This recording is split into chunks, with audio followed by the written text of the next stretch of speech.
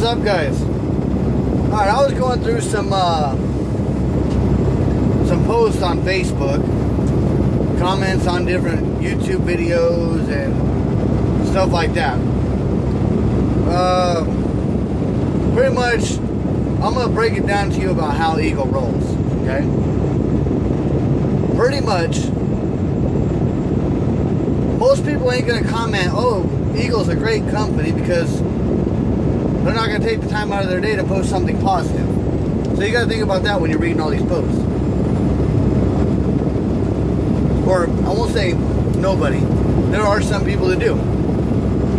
But, if you're pissed off with a company, or you're pissed off with a store or something like that, you're going to take the time out of your day to post a negative review. So, but people saying that, oh, Eagle's a shit company, and oh, they're, you ain't gonna make no money over there, and all that shit. Granted, I just started with them a couple weeks back. I haven't been with them that long. But most of the people, now this is all in just my opinion, I could be wrong, but in my opinion, most of these people that are failing at doing a lease purchase with Eagle and, buying the truck through Quality and all that kind of stuff. Granted, the truck payments are kind of high. Some of the trailer payments can get up there, for the reefer trailers and shit like that. But all these people saying, oh, my check was only, $800, or oh, I didn't get a check for 12 weeks or 10 weeks or 4 weeks or whatever you want to bitch and whine about, right? This is how you have to think about it. It's not the company's fault. Because one, you knew coming in that you're working for an owner-operator style of a business. With that being said, granted, you do have a dispatcher. Is it their job to find you your loads? Yes and no. Do you have to take every single load that they find you? Hell no. Are you able to look for loads on your own if you're not happy? Yes. So, just with those 3 simple answers right there, you should have already known that if your dispatcher is not giving you loads that are gonna make you money, don't take them. If you call up 20 brokers in a day, and all of their, all their fees, their rates are just lowball offers, you have the right to laugh in their face and tell them to kiss your ass if that's a lowball offer. Don't take cheap freight. All you're going to do is hurt yourself. Use those cheap freights for when you have to get out of a bad area. Most of these people are saying, oh, I don't make no money, yada, yada, yada. They're taking these cheap-ass freight, paying $1.20, $1.30 a mile, $1.05 a mile, whatever the broker might, claim that it is. And then they're going to be out there running 75 miles an hour with a heavy, heavy load. You're doing it to yourselves. The slower you go, the better fuel mileage you're going to get. The faster you go, the worse amount of fuel mileage you're going to get. With that being said, if you're taking a cheap load, why the hell are you going to burn up more fuel than you need to? That right there is going to bring your profit from here to here. You gotta think about this, But a lot of these guys, granted, they only want 6 months experience. So obviously if you only got 6 months of experience, in my opinion, you shouldn't be lease purchasing yet. You should wait until you have, a year or two. That way you know for a fact that you want to maintain this career. Because it's not just a job, it is a lifestyle. You can't just go home whenever you want. I mean, you have that opportunity as an owner operator, but you can't take advantage of it. You can't go home for 5 or 6 days over the weekend and then still expect you to have a decent paycheck. It ain't gonna happen. Not unless those prior loads that you took and the loads after you come back off are paying $2 and $3 a mile. You're not gonna make profit. You're gonna sink just like the rest of these guys that's bitching and complaining that they didn't make no damn money. You gotta think about it that way, people. Eagle, so far, I have no complaints with them. Other than, you know, they lost my direct deposit form. Big deal. I filled out another one. That should be done here in the next, you know, paycheck time or so. I should get my direct deposit done. But over everything else, it's your company. It's your business. Granted, a lot of people say, oh, well, I'm paying them for me to work for them. Well, you got to break it down like this. You're paying them that 25% to use their DOT number, their MC number, their insurances, well, other than Quality's insurance. You know, they're getting you the trailer. Well, actually, that's technically Quality too, I believe. But you're still mainly, you're using their fuel discounts. You're using their DOT numbers, their MC numbers, you know, and going through all the, I'm trying to angle that a little bit. That sun is just like right there. But, you know, you're using their information. So that's what you're paying them that 25% for. Do I think it's a little high? Yes. Am I worried about it? Not really. Sometimes it hurts because, you know, that 25% adds up to quite a bit.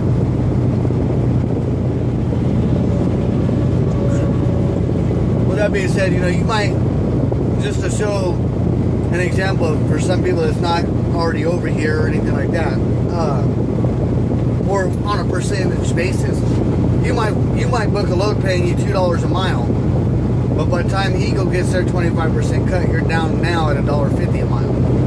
Still good money. $1.50 a mile is not bad. Now, another thing that a lot of people don't do is when they're looking for loads, is they might be finding this cheap ass freight, but then they're deadheading 100 miles to go there. Well, that just knocked that freight even lower because you're not adding your deadheaded miles into your loaded miles to truly know what you're going to be making per mile. You don't get paid for deadhead, so you need to figure that into your loaded miles. That way you know truly how much you're making per mile.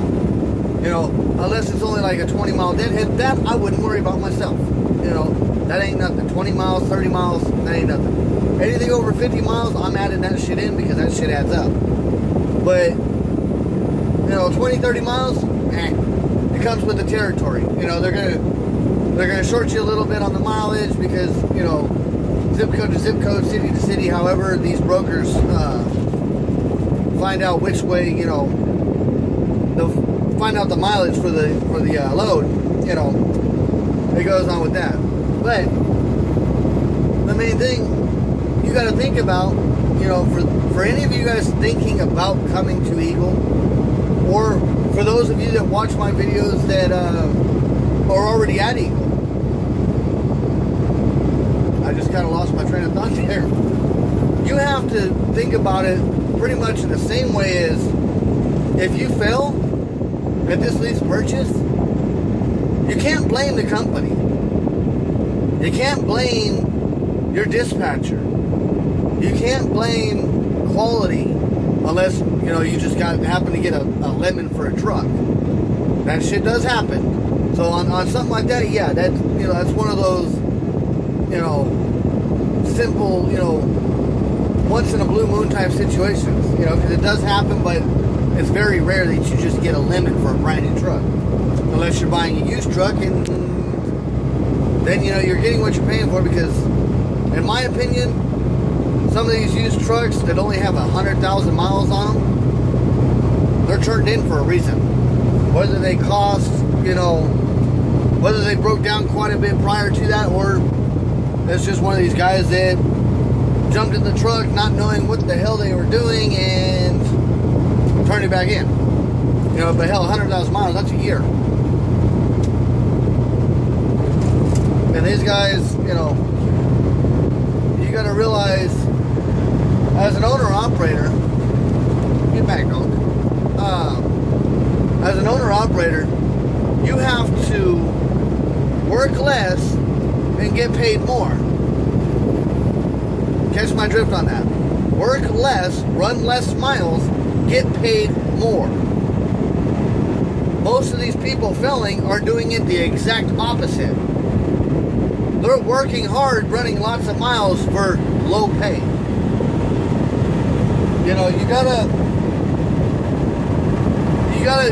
can't be afraid to tell a broker, you know, sorry, that load ain't for me. That load's not paying enough. You need to quit pinching pennies and come off, you know, up that ante a little bit. You know, you gotta, negotiations with these brokers can be tough. You know, I'm not saying it's the simplest thing in the world, because it's not. Some of them will budge a little bit. Some of them won't budge for shit. You know, you might get them to budge 50 bucks. You know, other than that, a lot of them you can't get to budge unless you're starting to get to know them. You know, I was just having this discussion earlier with one of our drivers. Once you get to know the brokers, kind of you'll have a relationship there, because I told them that you won't have a relationship or don't focus on the relationship. But over time, you're gonna start dealing with, you know, the same brokers from time to time, and they're gonna learn to know you because you're pulling their freight. So let's say if you book a load with them and then you cancel it, or you're extremely late, you know, for one of your pickups or your drop-offs or whatever the case may be, or if you make it a habit of it, they're gonna know, and they're gonna keep that in mind, and you ain't gonna get the high-paying freight for them. You know, I'm not saying that you're not gonna get, you know, good-paying freight right off the bat. There are times that you might end up getting lucky. And that sun is just right there. Sorry, guys. Good thing it's just talking and not you actually looking at something, right? It kind of blocks out my ugly face. It kind of helps. But you know, you gotta keep that in mind, you know, because plain and simple, if you fail, you have nobody to blame but yourself, because you are in charge of where you buy fuel. You are in charge of what loads to say, yes, I want to take it, or fuck you, I ain't taking it.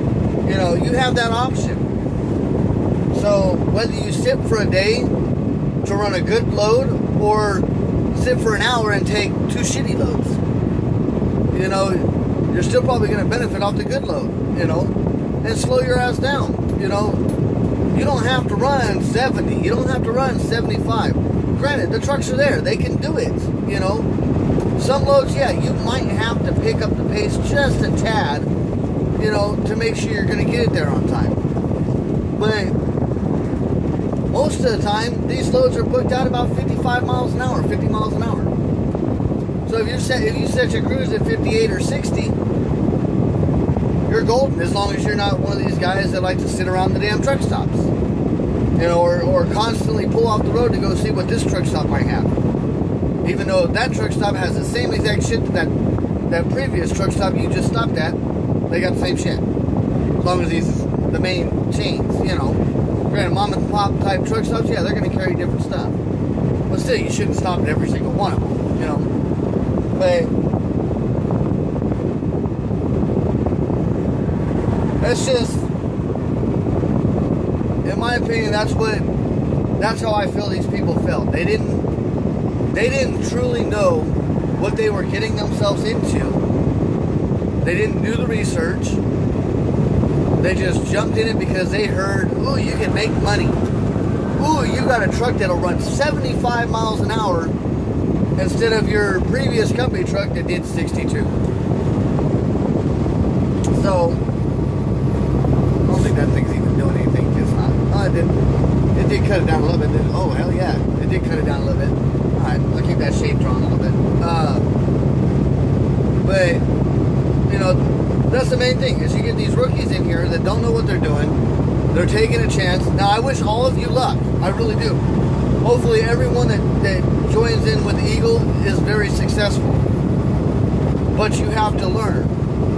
You have to learn what loads to take, what loads not to take. You got to learn how to negotiate. You got to, find the load boards that you like, that prefer for the brokers that you deal with, and you got to slow down. You can't run 70, 75 everywhere you go. Granted, it's nice, and with the whole mindset of, I'm going to hurry up and get this load delivered. Damn, that trailer is reflective. I'm going to hurry up and get this load there so I can turn around and get this other load. Why? If you drove non-stop for 11 hours, granted we can't do it because of the half an hour bullshit break now, but if you drove non-stop for 11 hours, for every 5 mile an hour difference, you're only getting 60 miles down the road farther.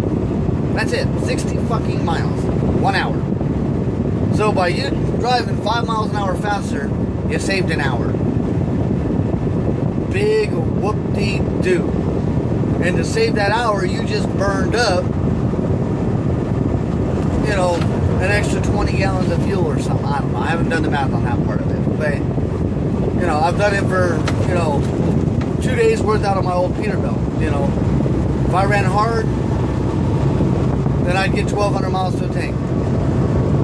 If I drove it nice and easy, I'd get 1,400 to 1,500 miles to a tank. So right there in 2 days, you just burned up an extra, 200 miles worth of driving, which is about 80 gallons, which is about $250 to $300, depending on the price of fuel. It's not worth it. All you're doing is burning your profits out of your stacks. That's all you're doing. Now, of course, I'm only saying this for the dry van side. I don't know anything about Eagle's flatbed side or reefer side, other than I know with the reefer side, you have to run a dry van until you get your reefer trailer. Which that right now I believe is like an 8-month waiting period. Could be wrong, it could be a little bit less, could be a little bit more, but somewhere right there around 8 months. I just stopped by the Indianapolis terminal today, grabbed my license plates and my for the truck and the trailer. Got my New York HUD sticker, which of course I didn't put it on the truck. I got it sitting in my folder. Eventually I might actually put it on the truck, I don't know yet. But it's there, Saw a couple people there that watch my videos, and I appreciate you guys watching and subscribing if you guys subscribe. And if you're watching this one, it was nice to meet some of you guys. I did talk to, a couple of you. A couple more in depth than just saying hi and thanks for watching, But I wish you guys all good luck, with the company. But remember, these are just my opinions, drivers. It's just my opinions. I could be wrong. They could have been doing everything right, and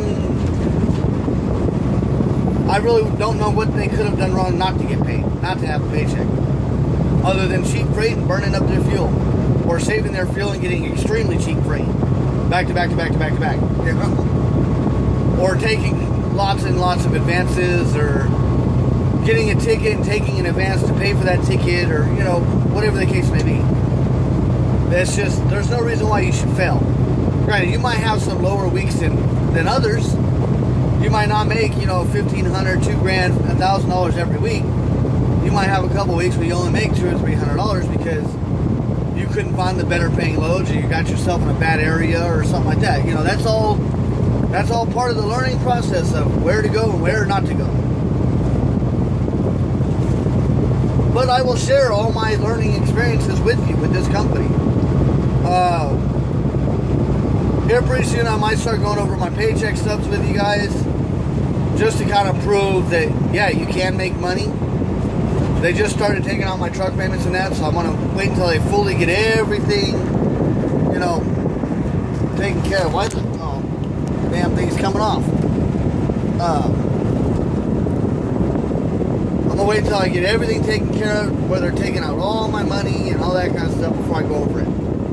Plus to learn all the different things of what their paycheck stubs are doing, because their paycheck stubs are different from Knight's. You know, they don't go into quite as much detail that I did.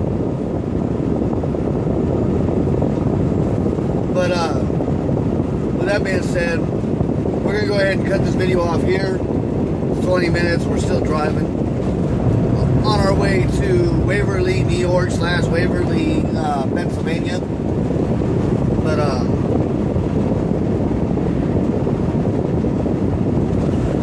we'll get there. We'll deliver in the morning, and then head down to North Carolina. So, be safe, drivers. For you guys that are just now coming to my channel and watching this video, feel free to subscribe, like this channel. You can also go to my Facebook page, which is just go to facebook.com, search out Trucker John with a space in between. You'll find my fan page there. Go ahead and like the fan page. You can post comments, questions, you know, anything like that to the Facebook page. Just keep it reasonable. You can, you know, keep it censored, we'll say. I don't mind foul language, but you know, different memes or the different pictures and that, I will delete those when I see them. Stuff like that don't need on the page, but definitely comments, concerns, anything like that, you know, put in the comments down below if you want a topic to work on for when we do our Friday video this week. Today is Tuesday, just to let you know. Wait, yeah, today's Tuesday. Yeah, today's Tuesday.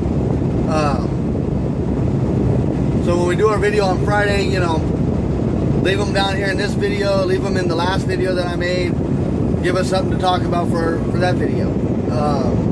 This one is just, I only made this just because I started reading all those comments and just people bad talking for stuff that they could have solved themselves, you know, that they didn't know that they were getting themselves into. But other than that, guys, be safe, keep that shiny side up, be profitable. That's the main thing, right? Be profitable. I'm gonna fix this mount. Probably gonna fall here in a minute, but you know, be profitable, stay safe, like, share, and subscribe, and we will see you on Friday's video.